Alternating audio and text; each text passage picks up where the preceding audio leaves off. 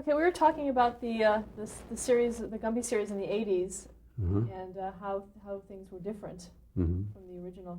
Had the audience changed at all? The kids? Always what? The audience. Did you have to do anything for the audience? Had kids become more sophisticated in their viewing, or did you notice any differences? Well, our stories were a little more sophisticated.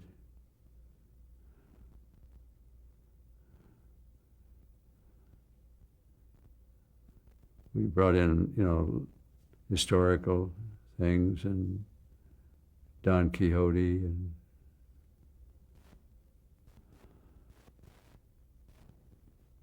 I don't know.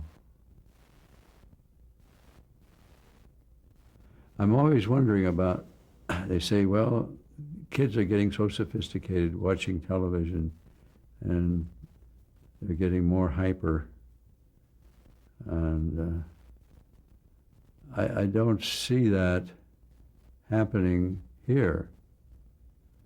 When my son shows his children Gumby, and I show it to other children here, it's still complete engrossment, completely engrossed, as though they're hypnotized. They just can't get away from the screen. Fantastic babysitters.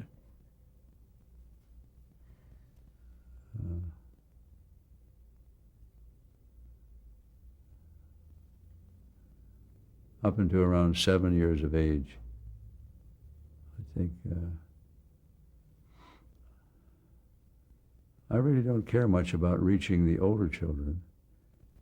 You know, the Catholic Church used to say, give us your children before they're 5, up until they're 5. You can have them afterwards.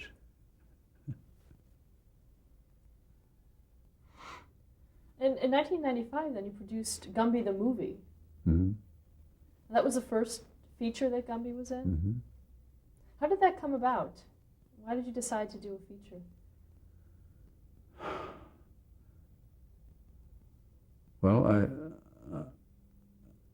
I've wanted to do a Gumby feature for many years, and we suddenly got the opportunity and got the money. With that, too, we put much of the money we made from doing the series for Lorimar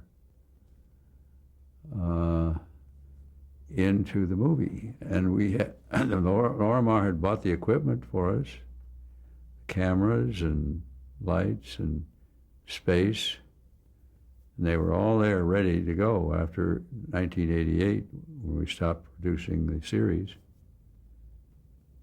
So we produced the movie at a terribly low price. And I mean, it should have cost at least $6 million, but we did it for less than half of that.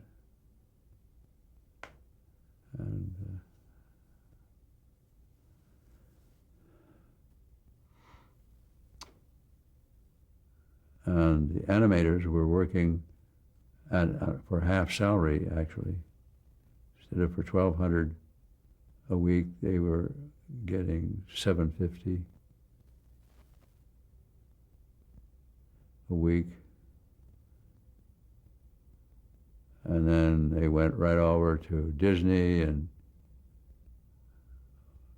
James the Giant Peach, and they got, I don't know, maybe $2,000 a week, something like $2,500. How did the film do? It never had a chance to do anything because I foolishly gave the film to a distributor in New York who was a crook. He was,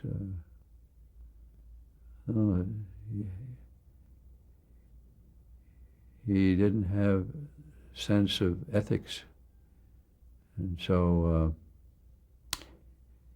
he told us he was going to advertise for so much money, and he didn't advertise.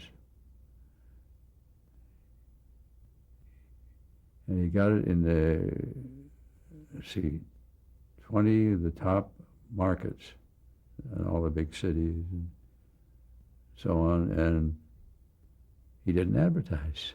Nobody knew. It was in San Francisco and Los Angeles, and nobody knew it was there.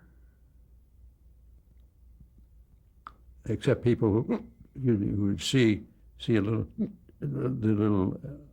notice on the movie page, but no other advertising.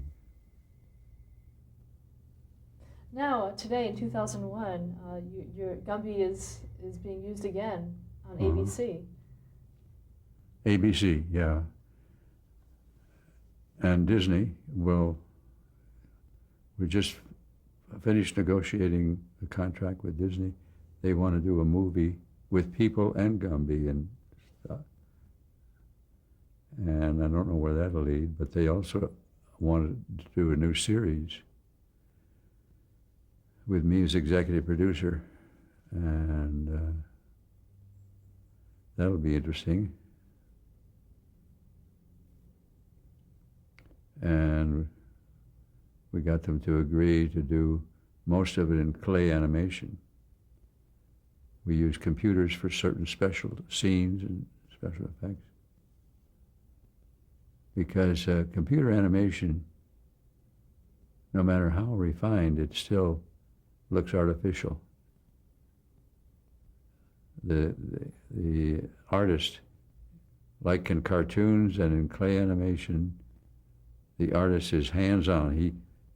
He has his paintbrush connected to his nervous system through his hands and through his heart and his brain, but not in a computer.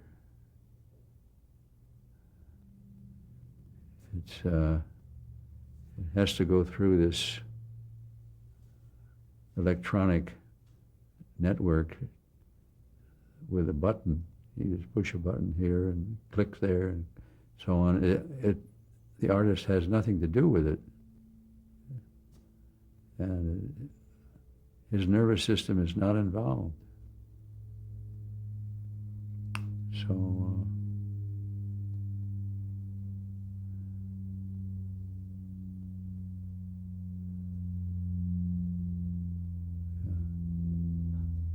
Why do you think Gumby remains popular after almost 50 years?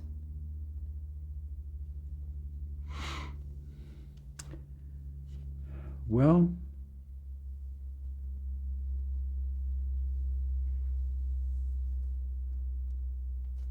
Hans Christian Andersen wrote some stories, and they're still popular. I think it's just because they're just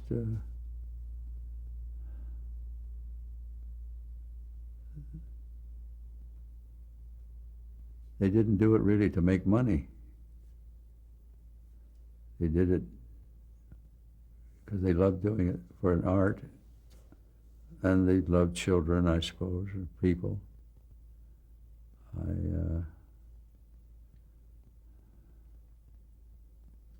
As I said, we started out, Gumby started out not to make money, but to give the children something of value on television. Because I didn't need the money those days. I was making television commercials for Coca-Cola and Budweiser. But doing clay animated Gumby was an interesting challenge.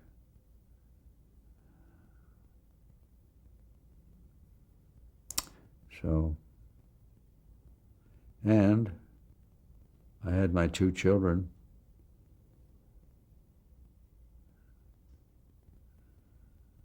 So I don't know. Were your children influential in the series? Did they? Pardon? Were your children influential in the series? Did they watch Gumby? Oh, yeah. Yeah, I told them stories every night before they went to sleep. And that was an act of love for your children. And so I considered every story, Gumby story, was an act of love for children.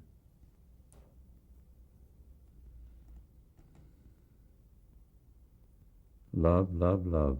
What do the Beatles say? What is your philosophy regarding merchandising and character toys? Oh, I didn't tell you that. Yeah.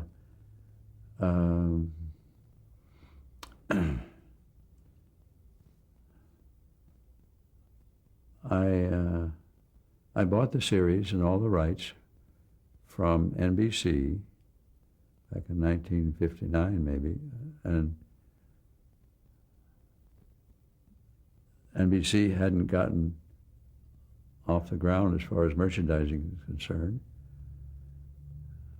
And so I decided that we had such a good rapport with the parents of children from the stations and so on, that I didn't want to give them, the parents, the impression that I was wanting to exploit their children for products, make their children buy our products, or their parents. So for 7 years, until 1957 to 1964, I didn't allow any merchandising. And then in 1964,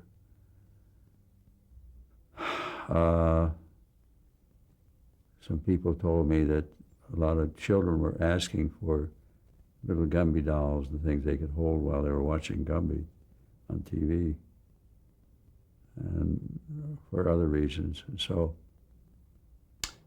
we decided, I formed a Gumby Toy Corporation and put out the first Gumby Flex, Superflex, or Bendable,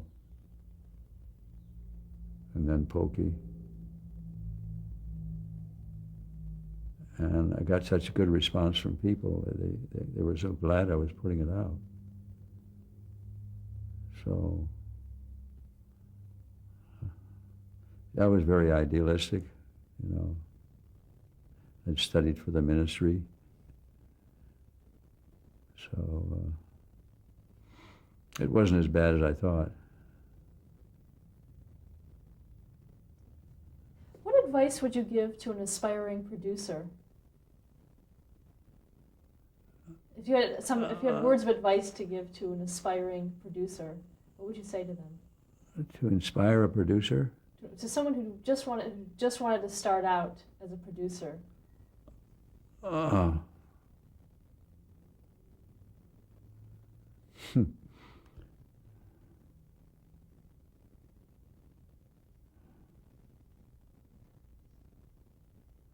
don't know. It all came about so naturally with me. I don't know.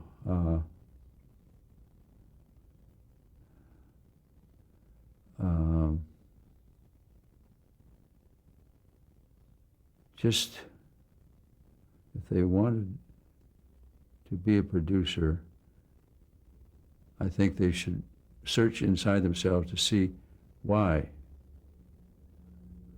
And if it's just to make money, that's not good. But if it's to do something for their fellow man, fellow woman,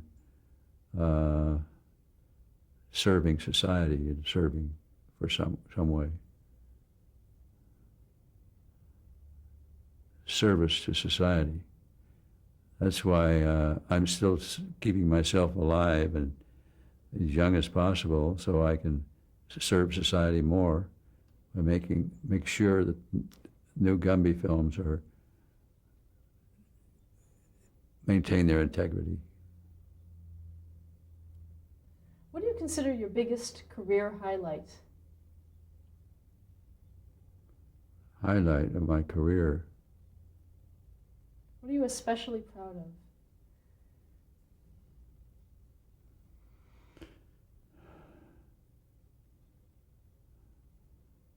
Oh, some of the films I've written, stories.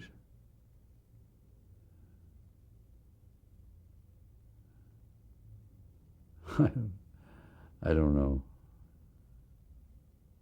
I really don't know. It's all been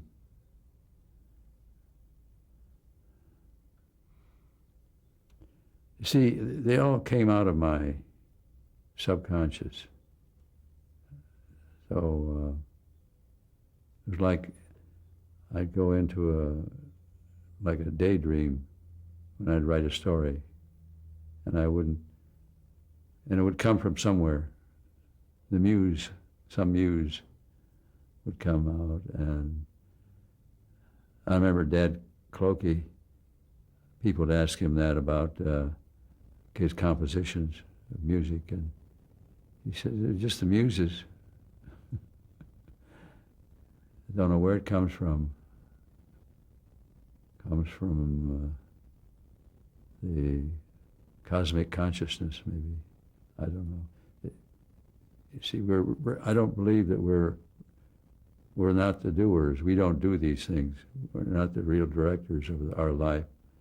That our true self is the director, which is, I believe, part of the overall cosmic consciousness or God. So I don't take credit for any of it. Did Joe Clokey live to see your accomplishments? Yes. I remember he was traveling on a freighter going across to Europe, to Paris and so on, and I sent him a telegram that I'd just gotten the contract signed for the Davey and Goliath series. We got the NBC series before that. So that was a great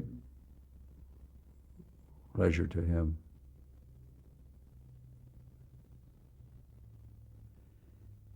Yeah, it's been all a big miracle. The last question that we ask our interviewees is, how would you like to be remembered? As a lover of children, and as a servant of society. I'd like to be remembered as someone who cared for everybody, and try to act that out in whatever I do.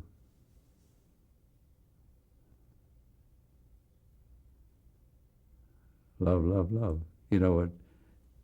At Hard Rock Cafe, Isaac Tigret, he's also a devotee of Satya Sai Baba. And he had pictures of Sai Baba in his new House of Blues on Sunset Boulevard. Did you see that? You go into the House of Blues on Sunset Boulevard, and he has the sayings,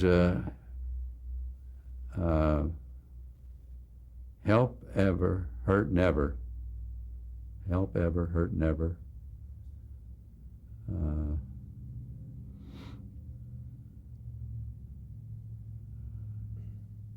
Let's see. I know.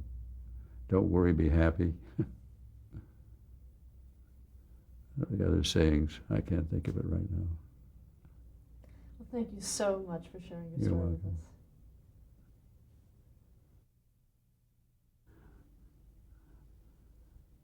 us. This is a photo of me with a beard working in the basement studio of my house in Topanga Canyon. I'm working on some mold for Gumby, because we melt the clay now and pour it into molds. This is a picture of my blood father when he was graduating from high school in Millington, Michigan, about 80 miles north of Detroit, where my grandfather's farm was. And it's his graduation picture, and it's where I was fascinated with his bump on his head. it looked like a bump to me when I was about 5 years old, 4 years old, and it gave me an idea for how to give Gumby a character trademark.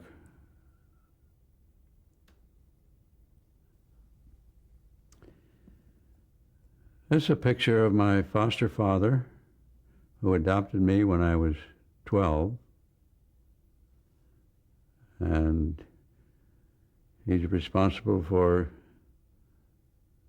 getting me educated. And this was up in a little canyon in the mountains above Claremont. He was a great one for hiking, and he composed about 250 songs and symphonies and operas and anthems and things. But he also liked photography and introduced me to the joys of photography and motion pictures, photography, and oil painting. And so I got an opportunity to become cultured.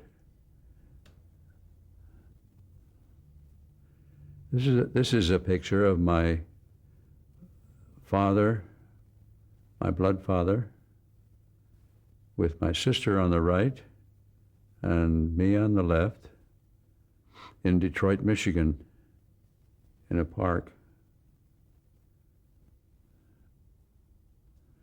This is a scene from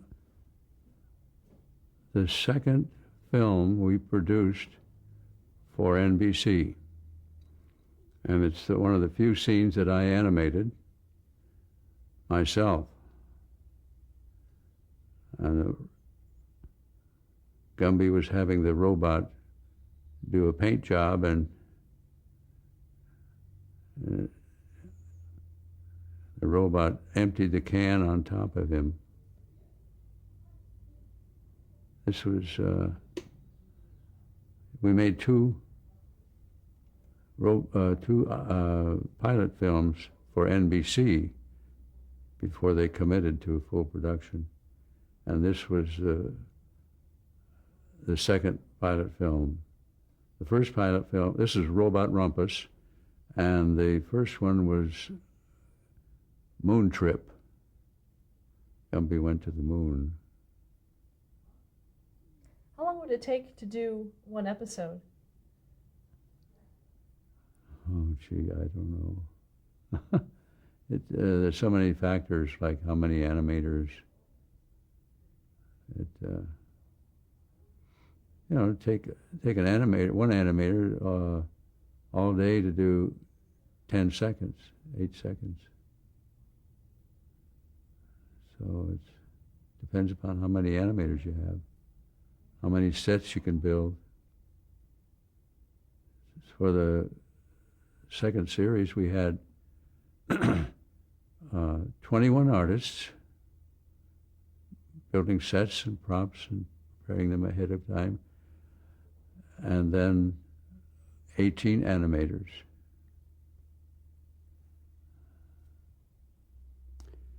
This is a picture of Gumby's family, his sister, Minga, way down on the left, the two blockheads, Professor Cap. He's wearing his Phi Beta Kappa key, Prickle and Goo, Gumby's mother and father, and behind Prickle, the yellow dinosaur, is Denali, which is Eskimo for the Great One. And he was a mastodon that Gumby found because his mother had fallen down a crevasse, and he was without his mother, and so Gumby took him, adopted him, and was his good friend in many episodes. He had a peculiar talent of being able to shoot ice cubes out of his trunk. Great, thanks. This is a playful little picture of some of our staff and some of Gumby's family.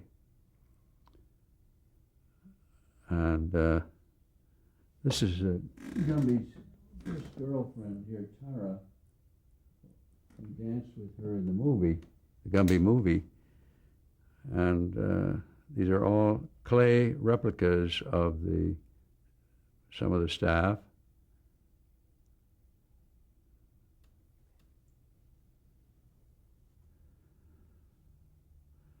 This is a picture in the castle of King Arthur with the knights around the round table. Gumby's in the background there fighting his clone in this particular episode from the movie, the Gumby movie. And see, Lancelot is there, and Sir Galahad, all the rest. Right there. What is this, Joe? This is a picture of my first wife, Ruth, working on the Davey and Goliath set, church building, I think.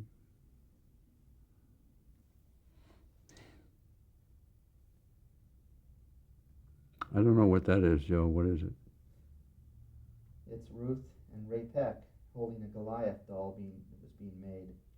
That's a Goliath doll? Puppet?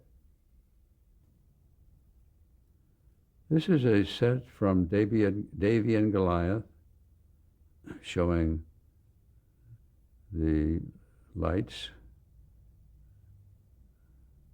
the street scene.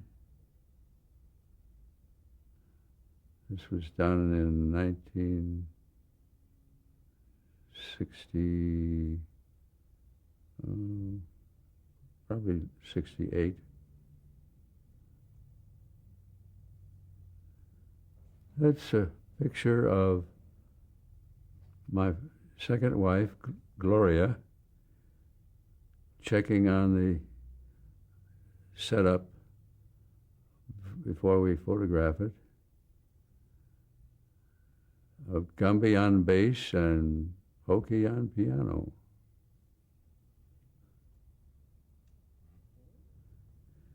This is I working, animating Gumby in the first pilot film for NBC called Moon Trip.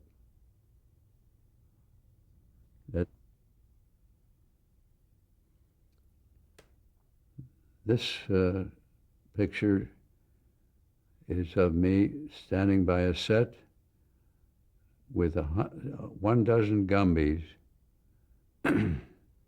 It's a dance number, I think, that in one of the films. This was done in 1987. Top one first? Yeah. There's Tara, Gumby's girlfriend, Gumby and Prickle and Goo. And Gumby is whispering, "This looks like a TV broadcasting station." And then the next scene shows the Mr. Donkey Slick, who is in control of the whole TV station, and he has his control